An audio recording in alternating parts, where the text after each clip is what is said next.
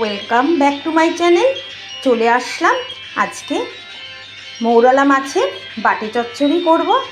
আর তোমরা তো জানো এই রান্নাগুলো আমার হাজব্যান্ডই বলে দেয়। আজকেও সেরকমই আমার হাজব্যান্ড বলে দিয়েছে কিভাবে আমি বাটি চচ্চড়িটি করব। আর বাটি চচ্চড়ি করতে গেলে যে যে জিনিসগুলোকে দরকার পড়ছে সেই জিনিসগুলো বন্ধুরা তোমাদের দেখাচ্ছি। একটা সাইজ মতো আমি আলু নিলাম। এই আলুগুলোকে আমি যতটা পারবো কুচি কুচি করে কাটবো সরু সরু করে। আর নিয়ে নিলাম একটি টমেটো মাঝারি আকারে, আর দুটো পেঁয়াজ নিলাম মাঝারি আকারে। একটা বড় পেঁয়াজ নিলাম, তোমরা যদি করো একটা বড় পেঁয়াজ যদি পাও তাহলে বড় পেঁয়াজ নিয়ে করো। আর আমি লঙ্কা নিয়েছি, কাঁচা লঙ্কা 4টে। তোমাদের যে যেরকম ঝাল খাও সেই হিসেবে তোমরা লঙ্কাটা নিও, আর লঙ্কাটা চিড়ে চিড়ে দেবে। তার সঙ্গে আমি ধনেপাতাটা সুন্দরভাবে ধুয়ে রেখেছি। এই ধনেপাতাটা আমি কুচি কুচি করে কাটবো। আর মাছ নিয়েছি 300 গ্রাম। মাছটাকে খুব ভালোভাবে করে ধুয়েছি, দেখতেই পাচ্ছ বন্ধুরা। আর মশলা হিসেবে ব্যবহার করব আমি তোমার কাশ্মীরি লঙ্কা গুঁড়ো প্রয়োজন পরিমাণ মতো, আর নেবো হচ্ছে জিরে গুঁড়ো পরিমাণ মতো, আর তার সঙ্গে আমি হলুদ গুঁড়ো নেবো পরিমাণ মতো। হলুদ গুঁড়ো আমরা ব্যবহার করব। আর এই বাটি চচ্চড়িটি করতে গেলে বাটির ব্যবহার হয়, সেই জন্য এই বাটি চচ্চড়িটির নাম হচ্ছে বাটি, যেহেতু বাটি দিয়ে এই রেসিপিটা তৈরি হয়। তবে এক্ষেত্রে আমি একটি কড়া ব্যবহার করছি। আর যেহেতু এইটা সম্পূর্ণভাবে ভাপে হবে সেই জন্য আমি একটি এই ঢাকাটা ব্যবহার করব, যাতে ঢাকাটা যখন দেবো কোনো রকমভাবে বাষ্পটা বাইরে গিয়ে না পড়ে যায়। ঠিক আছে, এবার আমি কিভাবে করব আর তার সঙ্গে পরিমাণ মতো সর্ষের তেল ব্যবহার করব। আর কিভাবে আমি রান্নাটা করছি সেটা তোমরা দেখতে থাকো। আর অবশ্যই আমার রেসিপিটা তোমাদের কেমন লাগবে সেটা জানিও। আর আজকে তোমাদের লাঞ্চ কি হচ্ছে সেটাও আমাকে কমেন্ট করে জানিও। দেখতে থাকো। দেখো বন্ধুরা, আমি আলুগুলো এইভাবে পাতলা পাতলা করে কেটে নিয়েছি। আর পেঁয়াজগুলো দেখো অল্প ছোট ছোট করে কেটেছি, ধনেপাতা কুচিয়ে রেখেছি, আর টমেটো এইভাবে কেটেছি, আর কাঁচা লঙ্কাগুলো চিড়ে দিয়েছি। এরপরে আমি কিভাবে কি করছি সেটা তোমাদের দেখাচ্ছি। দেখো বন্ধুরা, আমি কড়াতে অল্প জাস্ট একটু তেল মাখিয়ে নিয়েছি, যাতে আলু বা মাছগুলো যাতে লেগে না যায়। এরপরে আমি আলুগুলো দিয়ে দিচ্ছি। এরপরে আমি আলুগুলো দিয়ে দিলাম।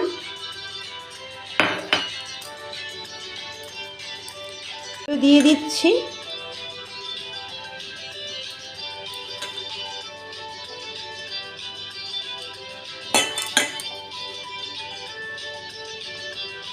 আসলে এই বাটি চচ্চড়িটার জন্য খুব ভালো মতো করে মাছ আলু সমস্ত পেঁয়াজ টমেটো সব কিছু ভালো মতো করে মাখিয়ে নিতে হবে। এবার আমি অ্যাড করব টমেটো কুচোগুলো।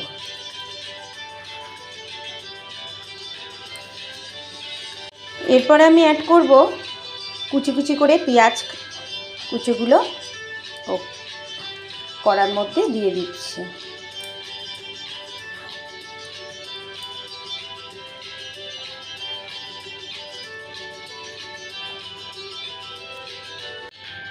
অ্যাড করলাম পরিমাণ মতো হলুদের গুঁড়ো।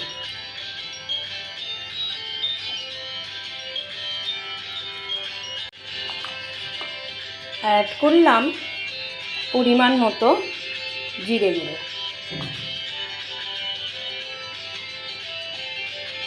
তোমরা সেটা পরিমাণ মতো নিজেদের আন্দাজ মতো হলুদ গুঁড়ো লঙ্কা গুঁড়ো দেবে। এবার অ্যাড করছি কাশ্মীরি লঙ্কা গুঁড়ো। সব কিছু পরিমাণ মতো তোমরা দিও। আমি এখানে ব্যবহার করছি এই চামচের 3 চামচে। তোমাদের যদি বড় চামচে দিয়ে তোমরা ব্যবহার করো তাহলে বড় চামচে 1 চামচে জিরে হলুদ লঙ্কার গুঁড়ো দিও। এবার অ্যাড করব ধনেপাতা, কুচানো ধনেপাতা। এবার অ্যাড করব সর্ষের তেল।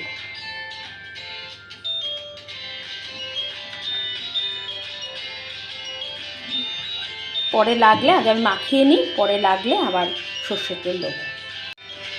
এবার অ্যাড করলাম চেরা কাঁচা লঙ্কা। এবার আমি ভালো মতো করে মাছের সঙ্গে, আলুর সঙ্গে মশলাগুলো, টমেটোগুলো ভালো মতো করে পেঁয়াজের সঙ্গে ভালো মতো করে মাখিয়ে নিচ্ছি।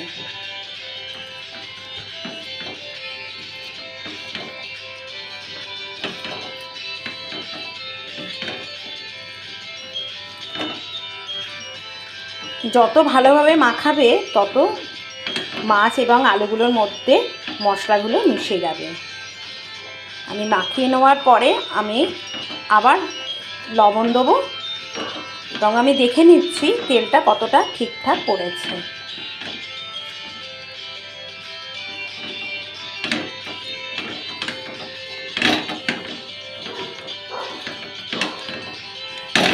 দেখো বন্ধুরা, আমি আন্দাজ মতো যে তেলটা দিয়েছি আর তেল লাগবে না। এবার আমি নুন দিয়ে পরিমাণ মতো নুন দিয়ে আন্দাজ মতো পরিমাণ মতো আমি এখানে লবণ অ্যাপ্লাই করছি।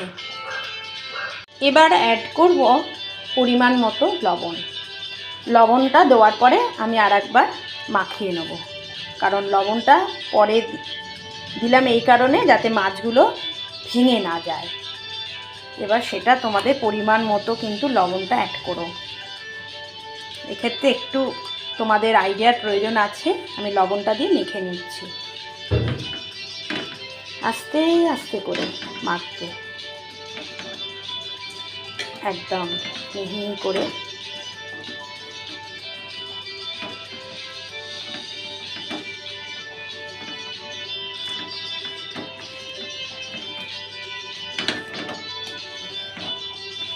সুন্দরভাবে মাখা হয়ে গেছে। এর মধ্যে আমি ওপরে একটু ধনেপাতা দিয়ে দেবো। সর্বশেষে আরেকটু ধনেপাতা কুচো দিয়ে আমি কড়ার মুখটা ভালো মতো করে বন্ধ করে দিচ্ছি। এবার কড়ার মুখটা ভালো মতো করে ঢেকে দিলাম, যাতে বাইরে থেকে কোনো রকম বাষ্প বেরিয়ে না হয়, ভেতরে ভেতরে সেদ্ধ হতে থাকবে। আর আমার এইটা যখন তোমরা রান্না করবে তখন এটা মিডিয়াম ফ্লেমে রাখবে, ঠিক আছে? আমি গ্যাসটা জ্বালিয়ে দিচ্ছি। দেখো বন্ধুরা, আমি গ্যাসটা মিডিয়াম ফ্লেমে জ্বালালাম, আর তোমরা এইভাবেই মিডিয়াম ফ্লেমেই করবে। 18 থেকে 20 মিনিট এই রান্নাটা করতে সময় লাগে। মাঝে মাঝে একটু নেড়ে দেবে। আর বাইরে থেকে আর জল দেওয়ার প্রয়োজন নেই, কারণ আলু থেকে জল বেরোবে, টমেটো থেকে জল বেরোবে, পেঁয়াজ থেকে জল বেরোবে, মাছ থেকে জল বেরোবে। মাঝে মাঝে তোমরা একটু নেড়ে দেবে যাতে তলায় না লেগে যায়। আমি রান্নাটা করতে থাকি, ফাইনালি যখন হবে তখন তোমাদের দেখাবো। ততক্ষণে তোমরা আমার চ্যানেলটাকে সাবস্ক্রাইব করে দাও, লাইক করে দাও, কমেন্ট করো। ফেসবুক থেকে যারা দেখছো তারা অবশ্যই লাইক, কমেন্ট, শেয়ার এবং সাবস্ক্রাইব করে দিও আমার চ্যানেলটাকে যদি ভালো লাগে। আর যারা ইউটিউব থেকে আমার এই চ্যানেলটাকে দেখবে তারা অবশ্যই লাইক, কমেন্ট, সাবস্ক্রাইব করবেন আর বেল আইকনটি ক্লিক করে দেবে। তাতে যখনই আমি কোনো রকম ভিডিও আপলোড করব তোমাদের কাছে চলে আসবে। যদি তোমরা আমাকে আমার ভিডিওতে তোমরা পছন্দ করো অবশ্যই এটা দেখে নিও আর আমার পাশে থেকো। আমি রান্নাটা করতে থাকি। দেখো, এটা আমি ঘড়ি দেখে মোটামুটি 18 থেকে 20 মিনিট মতো আমি এই রান্নাটা করব।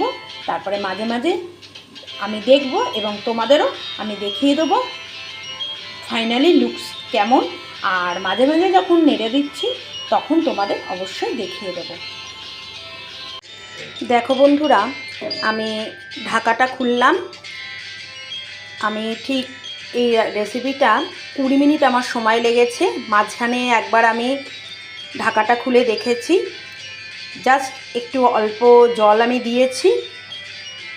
তারপরে ফাইনালি এই দেখো আমার তৈরি হয়ে গেল বাটি চচ্চড়ি। দেখো বন্ধুরা কি সুন্দর কালার এসেছে।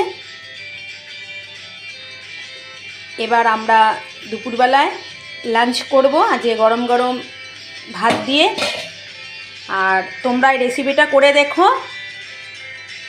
এবং রান্নাটা অবশ্যই তোমরা করবে। যদি তোমরা রান্নাটা করো তাহলে বুঝবো যে আমার রেসিপিটা তোমাদের পছন্দ হয়েছে।